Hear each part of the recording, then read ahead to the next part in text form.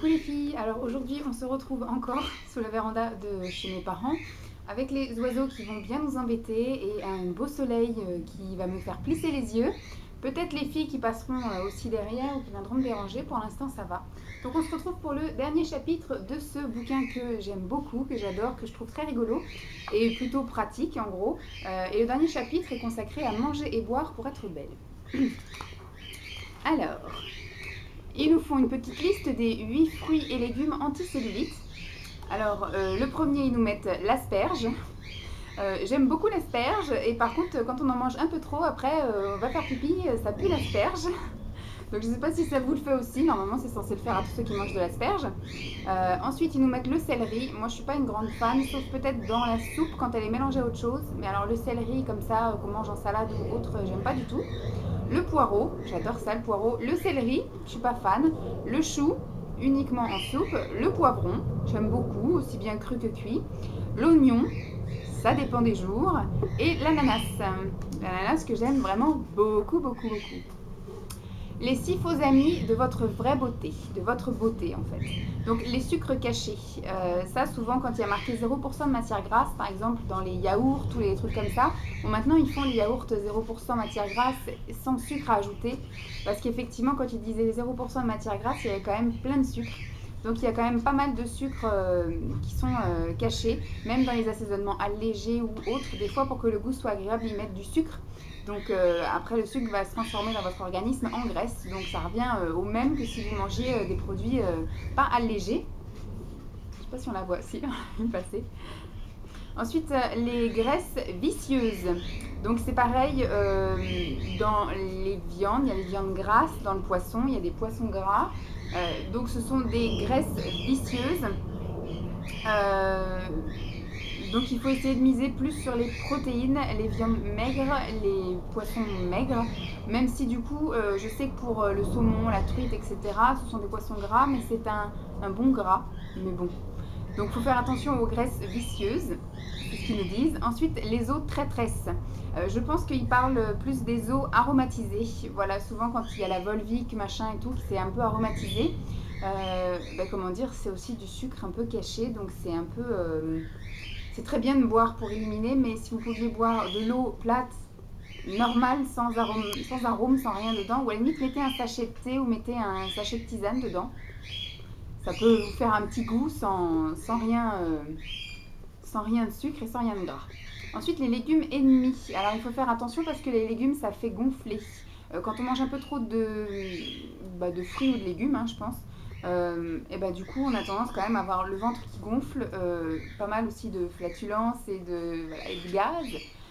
Donc voilà, il faut faire un petit peu attention de faire des cures pas trop intenses et trop comme ça ponctuelles. Essayez de manger des fruits et des légumes tout au long de l'année pour que votre corps soit habitué à en avoir, parce qu'il y en a qui mangent des fruits comme moi par exemple que l'été, et au final, bon moi ça va, je souffre pas trop de dérèglement digestif, mais il y en a par exemple où ça peut être un peu fatal. Ensuite, la caféine fourbe. Donc là, il parle du café et du thé et aussi du soda. Ça peut empêcher de dormir et donc du coup, le lendemain matin, vous vous réveillez avec une gueule un peu enfarinée, avec les traits moches et tirés. Donc il faut faire un petit peu attention aussi à ça. Et là, il y a marqué la diète perfide aussi. En hiver, on fait souvent aussi, alors c'est soit en hiver où on fait que de la soupe, ou soit l'été où on fait que effectivement des fruits. Ça nous permet peut-être effectivement de perdre quelques kilos sur un court terme, on va dire, une période assez courte. Mais après, du coup, on a tendance à les reprendre plus vite, si ce n'est plus, et c'est pas très bon non plus pour le moral quand on fait des diètes comme ça. Ensuite, il y a marqué les 5 clés de votre beauté vue de l'intérieur. Alors, il y a marqué la détox. La détox, ça on le fait tous, soit par le biais effectivement de boissons détox ou d'aliments détoxifiants.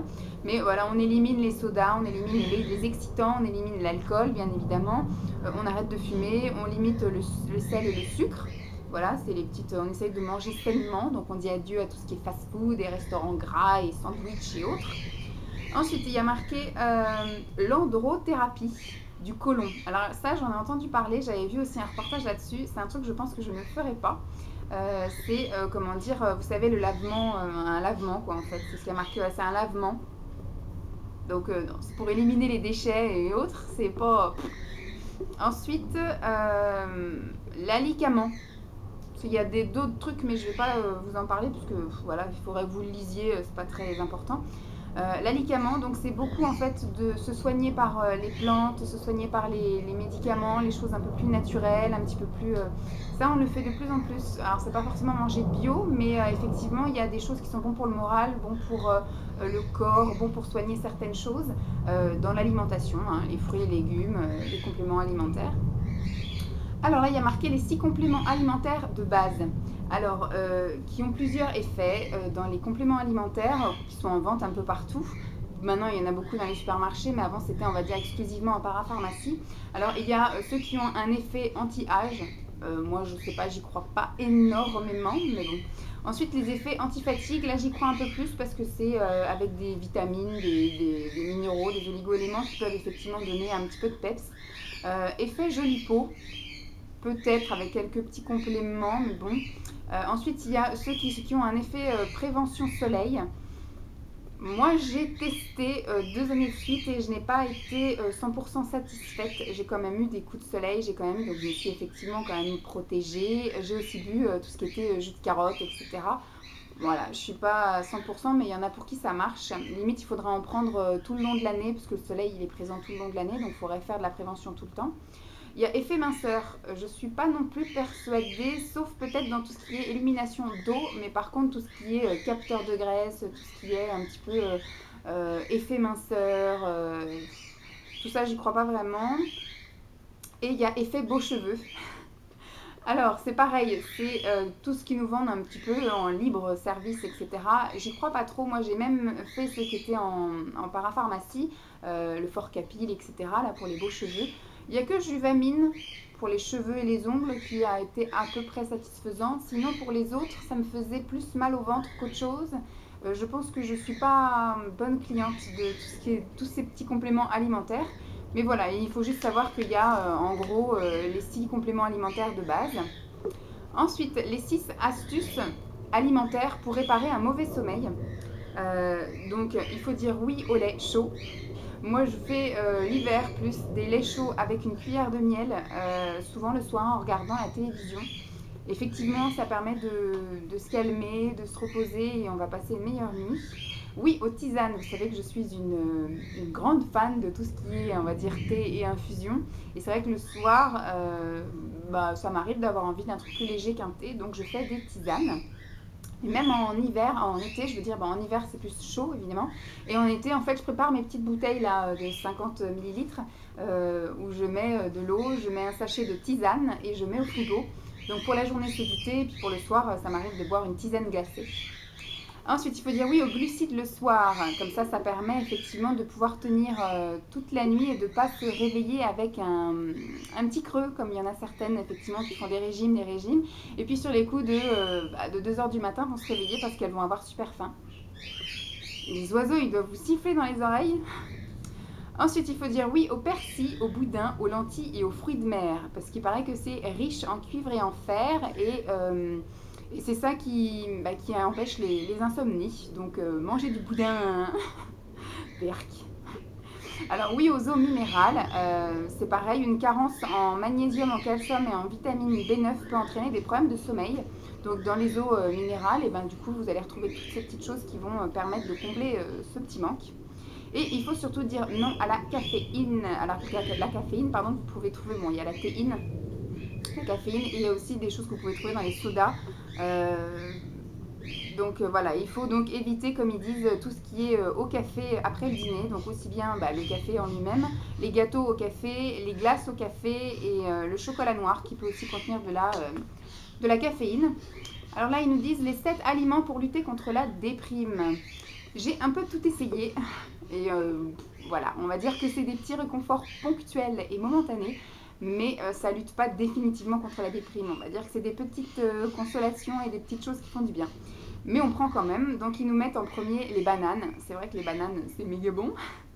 Les amandes, j'ai essayé aussi, j'avais tendance à en manger au bureau et c'est tellement réconfortant de manger des amandes, enfin pour moi en tout cas, que du coup j'avais acheté des gros paquets d'amandes et je passais toutes mes après-midi, parce que le matin ça passait encore, mais les après-midi j'avais qu'une envie, c'était de me casser en courant. Et donc je passais toutes mes après-midi à manger des amandes, sauf qu'il faut savoir que les amandes c'est gras, donc c'est pas très bon, c'est bien d'en manger une poignée par jour, mais pas d'en manger une quantité comme j'en ai mangé moi. Les poissons gras, comme le thon et le saumon, ce sont aussi des aliments qui luttent contre la déprime. Moi, c'est un peu les seuls poissons que je mange en fait. Enfin, les seules choses que je mange, c'est le poisson et le thon. C'est le thon et le saumon, je vais y arriver. Les épinards, moi j'aime beaucoup aussi. C'est une source de magnésium et de vitamines B2 et B6. C'est riche en acide folique, en vitamines nécessaires à la synthèse d'ADN. Et puis ça lutte contre la dépression, paraît-il. C'est bien ça, j'en mangerai un petit peu plus souvent. Moi, je mange surtout des épinards l'hiver. Mais là, c'est vrai que depuis le printemps, je n'ai pas mangé d'épinards. Les huîtres, je ne mange pas d'huîtres, mais pour celles qui aiment, sachez que c'est un très bon aliment qui lutte contre les effets de la déprime. Moi, je ne supporte pas ça, là, les huîtres, j'ai l'impression que c'est des molards, berk. Les abats, pareil, chose que je ne mange pas. Donc pour ceux qui sont fans des abats, sachez que c'est bon pour la déprime. Et le chocolat, qui est bien connu, mais qui fait bien grossir. Même le chocolat noir à outrance, c'est pas très bon. Voilà. Ensuite, les 8 coups de fouet après un lendemain de fête.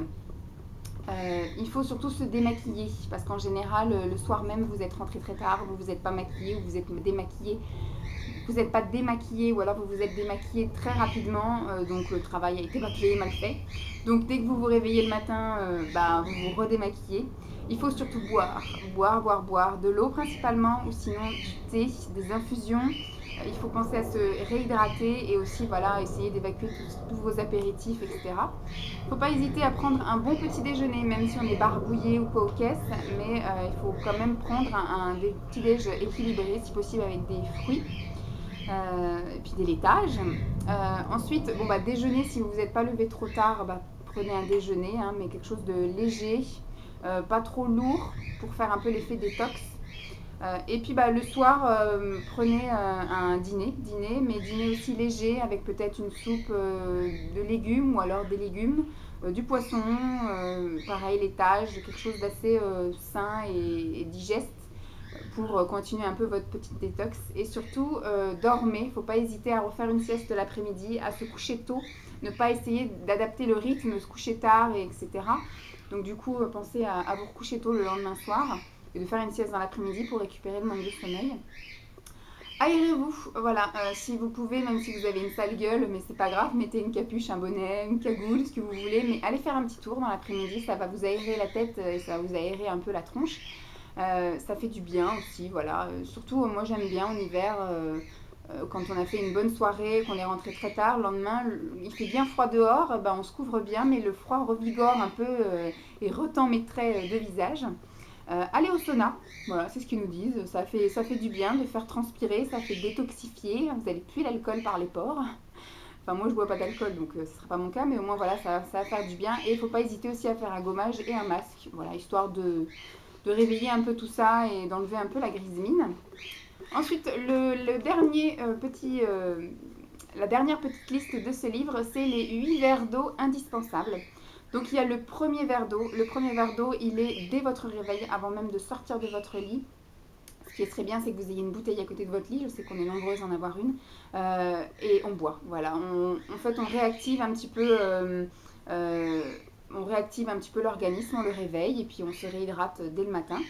Le deuxième, il est tout de suite après la pause pipi du matin. En général, on se lève, on va faire pipi. Donc on se lève, avant même de se lever, on boit, on va faire pipi. Et en fait, dès qu'on a fait pipi, on se lave les mains, bien sûr. Et après, on reboit un grand verre d'eau. Voilà, il faut remettre ce qui est parti, en gros. Le troisième verre d'eau, c'est celui qui est juste avant le déjeuner, du midi en fait.